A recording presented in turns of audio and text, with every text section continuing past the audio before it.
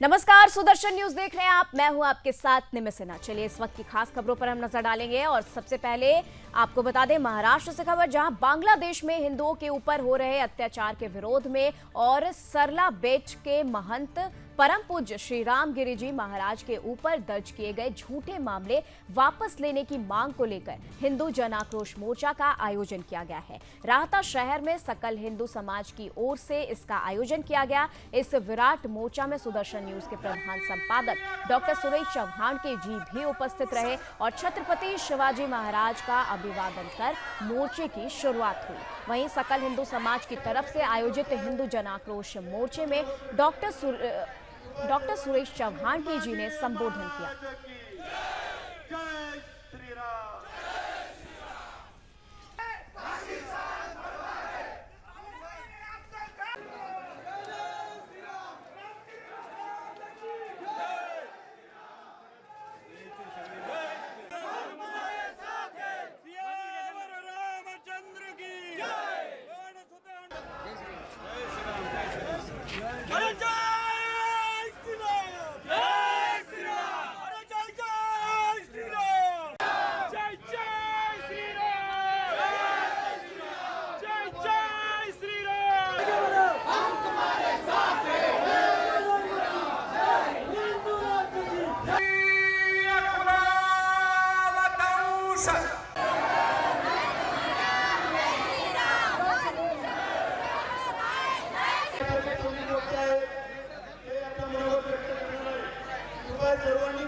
शिवाजी महाराज की जय श्री राम।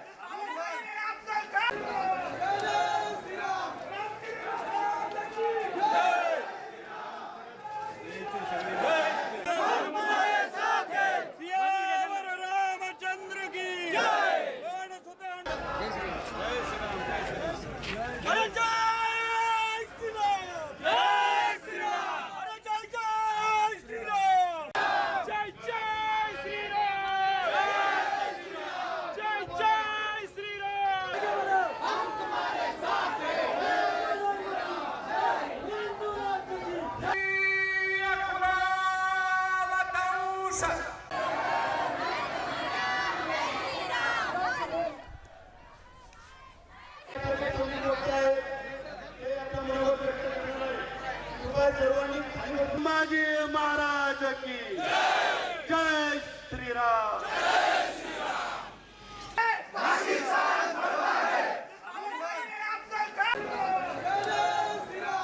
जहां की सकल हिंदू समाज ने ये विरोध प्रदर्शन निकाला है। हिंदू जन आक्रोश मोर्चा में डॉक्टर सुरेश चौहान के जी भी शामिल हुए। बांग्लादेशी हिंदुओं के अत्याचार के विरोध में ये मार्च निकाला गया है और सुदर्शन न्यूज के प्रधान संपादक डॉक्टर सुरेश चौहान के जी इसमें प्रमुखता से उन्होंने भाग लिया है। उन्होंने इस पूरे सभा को जो है इस जन आक्रोश मार्च में वो सम्मिलित हुए हैं। बांग्लादेशी हिंदुओं के अत्याचार में ये विरोध मार्च निकाला गया है।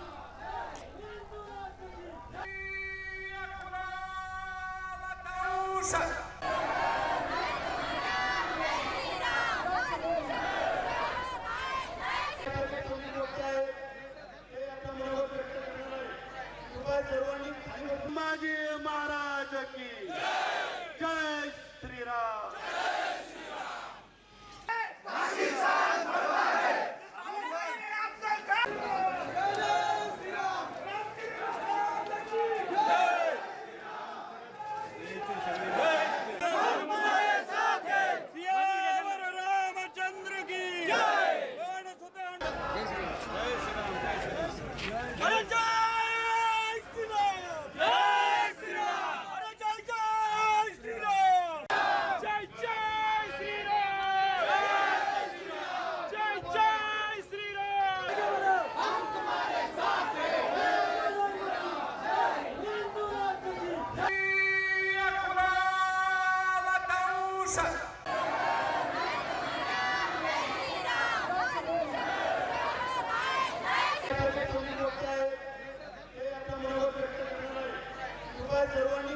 शिवाजी महाराज की जय श्री राम।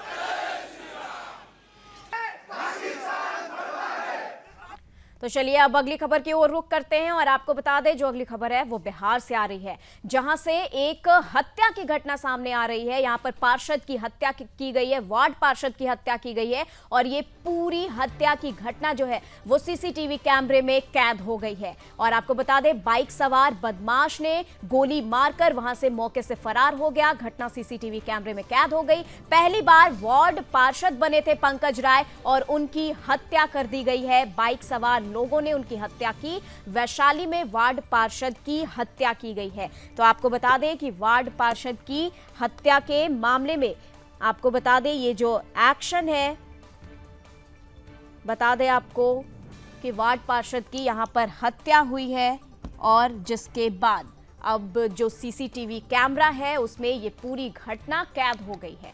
और सीसीटीवी कैमरे के हिसाब से देखा जा सकता है कि बाइक सवार ने गोली चलाई पहले और गोली चलाने के बाद बाइक सवार वहां से फरार हो गया। घटना को अंजाम देकर वो फरार हो गया। बता दें कि जो मृतक हैं वो वैशाली के वार्ड पार्षद हैं और बाइक सवार युवक जो है वो गोली मारकर हत्या करके वो आगे बढ़ जाता है।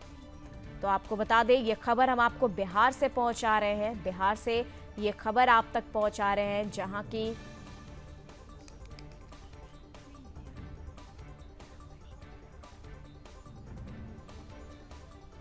तो लगातार हम आपको बिहार से इस घटना के बारे में बता रहे हैं जहां की पंकज राय की हत्या की गई है और ये पहली बार वैशाली से वार्ड पार्षद बने थे और इसके बाद जो है यहां पर बाइक सवार बदमाशों ने गोली चलाई, उनकी हत्या की है और उसके बाद हत्या के बाद बाइक से वो फरार हो गए। और ये पूरी घटना जो है वो पास में लगे एक सीसीटीवी कैमरे में रिकॉर्ड हो गई और रिकॉर्ड होने के बाद ये पूरी घटना लोगों के सामने आई है। तो बता दें हम आपको कि बाइक सवार बदमाशों ने गोली मारकर वैशाली के वार्ड पार्षद की हत्या कर दी है और हत्या का ये पूरा वीडियो सीसीटीवी कैमरे में कैद हो गया है। जो वार्ड पार्षद है उनका पंकज नाम बताया जा रहा है। बता दें वैशाली में वार्ड पार्षद की हत्या की गई है।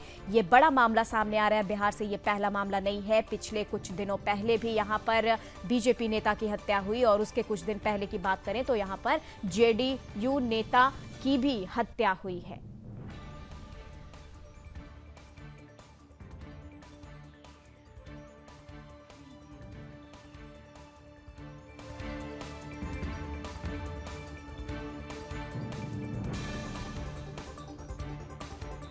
वैशाली जिले के सदर थाना क्षेत्र के दिग्गी काला पश्चिमी में बाइक सवार बदमाश ने वार्ड पार्षद की गोली मारकर हत्या कर दी है। जी हां, घटना को अंजाम देने के बाद बाइक सवार बदमाश मौके से फरार हो गया और मृतक की पहचान वार्ड संख्या 5 निवासी चंद्रिका राय के पुत्र पंकज राय के रूप में हुई है। बता दें कि पंकज राय वार्ड 5 के पार्षद थे। वो पहली बार वार्ड पार्षद बने थे। वैशाली में वार्ड पार्षद की हत्या का ये मामला सामने आया है और सीसीटीवी कैमरे में ये पूरी घटना जो है वो कैद हो गई है। बता दें बाइक सवार बदमाशों ने गोली मारकर वहां से फरार हो गया। पहली बार वार्ड पार्षद बने थे पंकज राय और उनकी हत्या कर दी गई है।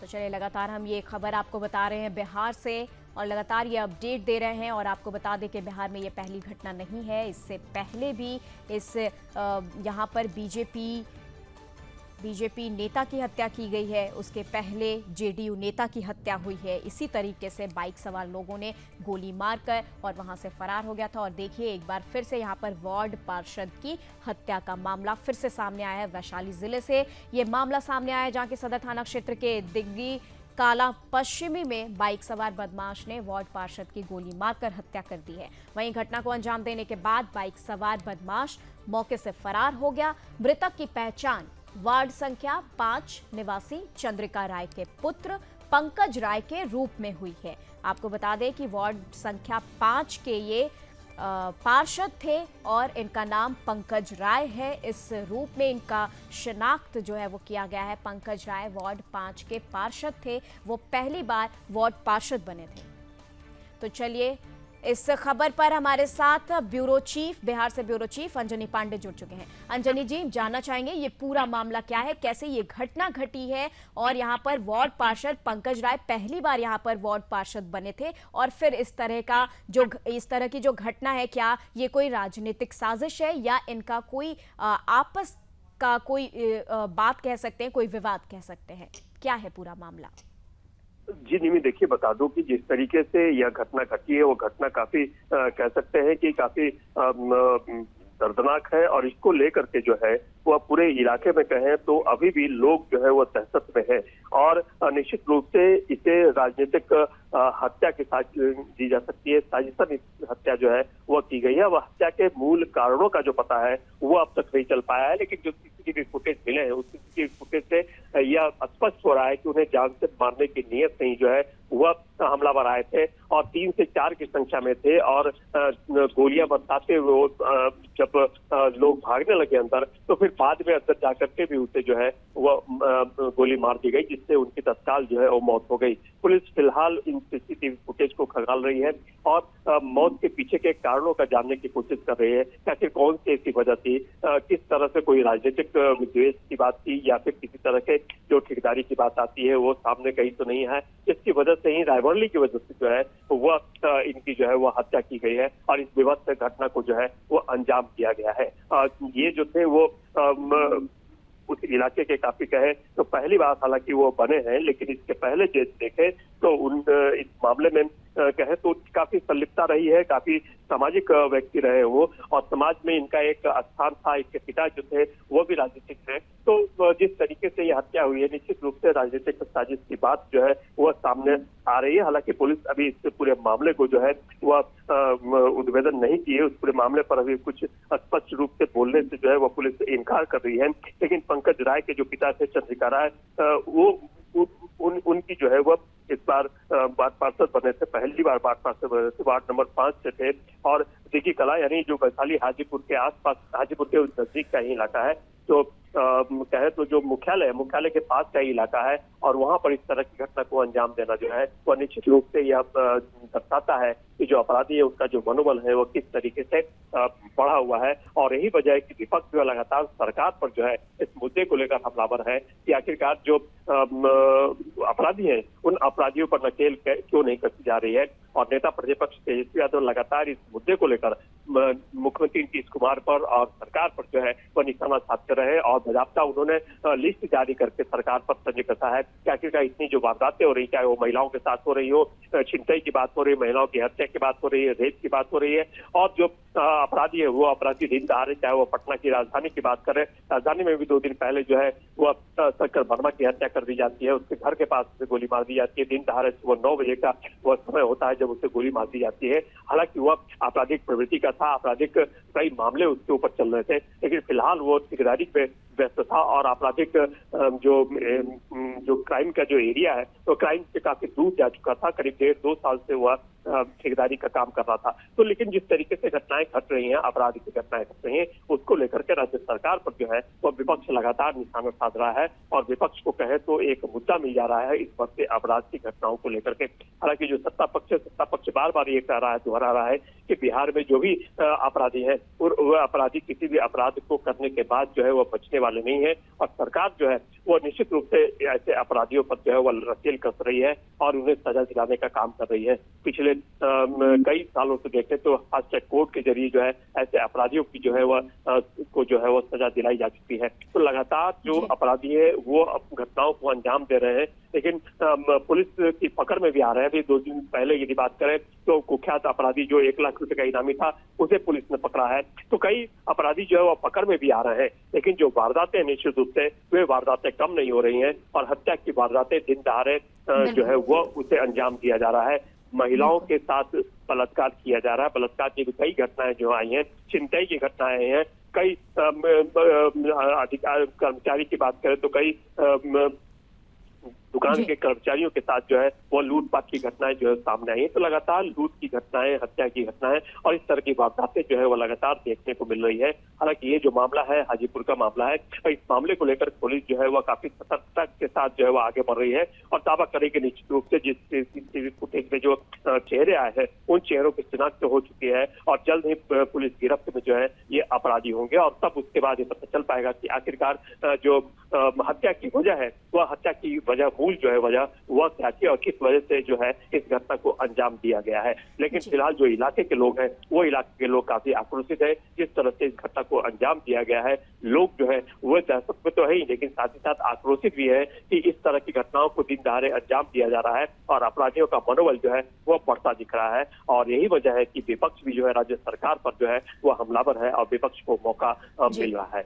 अंजनी जी इस खबर पर तमाम जानकारी के लिए आपका बहुत बहुत शुक्रिया। करेंगे मध्य प्रदेश के मुख्यमंत्री मोहन यादव ने संस्कृत सप्ताह मनाए जाने के लिए बधाई और शुभकामनाएं दी हैं। बता दें उन्होंने इस दौरान कहा है कि संस्कृत भाषा भारतीय संस्कृति का मूल आधार है। इस भाषा में वेद, पुराण, कला, संस्कृति और हमारे सारे ग्रंथों का सार सरलता से पढ़ा जा सकता है। उन्होंने ये भी कहा कि मुझे इस बात की प्रसन्नता है कि मध्य प्रदेश में महर्षि पतंजलि संस्कृत संस्थान से संबद्ध सभी विद्यालयों में प्रदेश स्तर पर 16 अगस्त से 22 अगस्त तक संस्कृत सप्ताह मनाए जाने का निर्णय लिया गया है। उन्होंने कहा कि हमारी सरकार पूरे प्रदेश में संस्कृत भाषा को बढ़ावा देने के लिए संकल्पित है। 16 अगस्त से 22 अगस्त तक संस्कृत सप्ताह मनाए जाने का निर्णय किया गया और इस आयोजन में सभी प्रकार के संस्कृत के विषयों को जनता तक पहुंचाने का प्रयास किया जाएगा। मुझे ये भी जानकारी है राजगढ़ जिले में झीरी नामक गांव में बच्चा संस्कृत भाषा विश्व की समस्त भाषाओं की जननी है। यह प्रामाणिक भाषा है, परिष्कृत और वैज्ञानिक दृष्टिकोण वाली भाषा है। संस्कृत भाषा भारतीय संस्कृति का मूलाधार भी है। इस भाषा में वेद, पुराण, कला, संस्कृति, हमारे सारे ग्रंथों का सार अगर किसी भाषा में सरलता से पढ़ा जा सकता है तो वो संस्कृत भाषा ही है। मुझे इस बात की प्रसन्नता है कि हमारे मध्य प्रदेश शासन के अंग महर्षि पतंजलि संस्कृत संस्थान संबद्ध सभी विद्यालयों में प्रदेश स्तर पर 16 अगस्त से 22 अगस्त तक संस्कृत सप्ताह मनाए जाने का निर्णय किया गया और इस आयोजन में सभी प्रकार के संस्कृत के विषयों को जनता तक पहुंचाने का प्रयास किया जाएगा। मुझे ये भी जानकारी है राजगढ़ जिले में झीरी नामक गांव में बच्चा, बूढ़ा, जवान, पूरा गांव संस्कृत में वार्तालाप करता है और होना भी चाहिए। ये देवभाषा है, इनका महत्व बढ़े। पूरे प्रदेश में संस्कृत को बढ़ावा देने के लिए सरकार संकल्पित है। हमारे दिन के व्यवहार में भी संस्कृत भाषा का आधिपत्य होना चाहिए, ये बढ़ना चाहिए। हिंदी की अगर मूल कहीं से धारा आती है तो वो संस्कृत से ही जुड़ती है। आइए हम इसको वापस लोकव्यापी करते हुए विश्व स्तर पर पुनर्स्थापित कराएं। मेरी अपनी ओर से संस्कृत सप्ताह मनाए जाने एवं संस्कृत दिवस की हार्दिक बधाई। संस्कृत भाषा। तो चलिए अब यहां से आपको सीधा लिए चलते हैं प्रयागराज, जहां पर सीएम योगी आदित्यनाथ अपने संबोधन में क्या कुछ कह रहे हैं ये दिखाते हैं। कि हमारी जो नीति है उसको एक नई उड़ान के लिए पंख देने के समान है। हम लोग दुनिया को अपनी ओर आकर्षित कर सकते हैं। हमारी नीतियां आकर्षित करने की सामर्थ्य रखती हैं, हमारा तंत्र रखता है, लेकिन अगर हम अपने ही लोगों को संभाल के नहीं रख पाएंगे तो फिर मुझे नहीं लगता है कि हमारा निवेश हमारे लिए अनुकूल और लाभदायी हो पाएगा। और वह इस देश से हमारे लिए महत्वपूर्ण था कि जीके सीमेंट और सिंघानिया परिवार फिर से यूपी के अंदर इस निवेश के साथ जुड़ा है।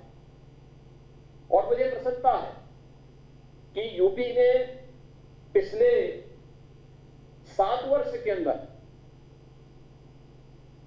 जो एक लंबी दूरी तय की है निवेश के लिए, निवेश अनुकूल माहौल बनाने के लिए, इज ऑफ डूइंग बिजनेस के लक्ष्य को प्राप्त करने के लिए। मुझे याद है 2017 में जब हम लोग आए थे, ईज ऑफ डूइंग बिजनेस की स्थिति क्या थी? हम 12वें स्थान पर थे। उससे एक वर्ष पहले यह 14वें स्थान पर था। और मुझे बताइए, जब इतनी प्रतिस्पर्धा हो और ईज ऑफ डूइंग बिजनेस में हम 14वें स्थान पर हों, आबादी में नंबर 1 पर हों, और व्यापार की सुगमता के लिए किए जाने वाले प्रयास में हमारा स्थान 12वें और 14वें स्थान पर होगा, तो दुनिया का कोई भी निवेशक आपके पास नहीं आएगा। कानून व्यवस्था की दुर्व्यवस्था किसी से छुपी हुई नहीं थी। हर तीसरे दिन दंगा होता था, धमकियां दी जाती थी, बिजनेसमैन को प्रताड़ित किया जाता था। एक एक फाइल के लिए उन्हें कई कई बार कार्यालयों के चक्कर लगाने पड़ते थे। हम लोगों ने रिस्क लिए, रिफॉर्म किए, हम लोगों ने पॉलिसी बनाई, हम लोगों ने उसको मजबूती के साथ लागू किया, और आज परिणाम है कि ईज ऑफ डूइंग बिजनेस में यूपी न केवल 2 पे बल्कि देश के अंदर अचीवर स्टेट में यूपी का स्थान है। मोस्ट अचीवर स्टेट के रूप में यूपी आज तेजी के साथ आगे बढ़ रहा है। और निवेश के लिए इन्वेस्टर समिट कैसे होने हैं, यह भी 2023 में यूपी ने देश के सामने साबित किया। क्योंकि उस समय मैं देख रहा था, बहुत सारे निवेशक ऐसे थे जो कहते थे, आप हमें विश्वास हो गया, जितना आप कहेंगे हम यूपी के अंदर निवेश करने के लिए तैयार हैं। और 34 लाख करोड़ रुपए के निवेश के प्रस्ताव एक दिन में यूपी को प्राप्त होना है। और अब तक जो प्रस्ताव हमें प्राप्त हुए हैं, लगभग इनकी संख्या 40 लाख करोड़ रुपए से ऊपर की है। प्रधानमंत्री मोदी जी ने गत इसी वर्ष फरवरी में उत्तर प्रदेश के अंदर 10 लाख करोड़ रुपए से अधिक के निवेश प्रस्तावों को एक साथ ग्राउंड ब्रेकिंग किया। यानी लाखों नौजवानों के लिए नौकरी की संभावना वहां से बनती है। और मुझे तो प्रसन्नता है कि हम भले चुनाव में व्यस्त थे, लेकिन इस दौरान बहुत सारे हमारे निवेश ग्राउंड ब्रेकिंग हुए इकाइयों ने प्रोडक्शन भी प्रारंभ किया। ये चीजें दिखाती है कि उत्तर प्रदेश एक सही दिशा में आगे बढ़ा है। और उसमें भी हम लोगों ने दोनों अपने यहाँ के स्थानीय उद्यमियों की भी, देश के उद्यमियों को भी और दुनिया के उद्यमियों को अपनी ओर पुनः आकर्षित करने में सफलता प्राप्त की है। एक शुभ लक्षण है। और मैं खासतौर पर सिंघानिया ग्रुप को इस बात के लिए धन्यवाद दूंगा कि उन्होंने जेके सीमेंट की 3री अपनी यूनिट यूपी के अंदर स्थापित की है। मुझे लगता है कि यूपी के अंदर सीमेंट की अभी काफी बड़ी खपत भी है। यूपी यहां से अन्य राज्यों को भी, देश के अलग अलग राज्यों में भी आप इसको भेज सकते हैं, क्योंकि अब आज के दिन पे यूपी के अंदर रेलवे का सबसे बेहतरीन नेटवर्क है। डेडिकेटेड फ्रेट कॉरिडोर के पूरी तरह क्रियाशील होने के बाद ये संभावना और भी आगे बढ़ेगी। हाईवे और एक्सप्रेसवे का बेहतरीन नेटवर्क भी इसमें काफी मदद करेगा। तो सीएम योगी आदित्यनाथ को सुन रहे थे आप। और फिलहाल के लिए इस बुलेटिन में बस इतना ही। देश दुनिया की तमाम खबरों के लिए आप देखते रहे सुदर्शन न्यूज। जय हिंद।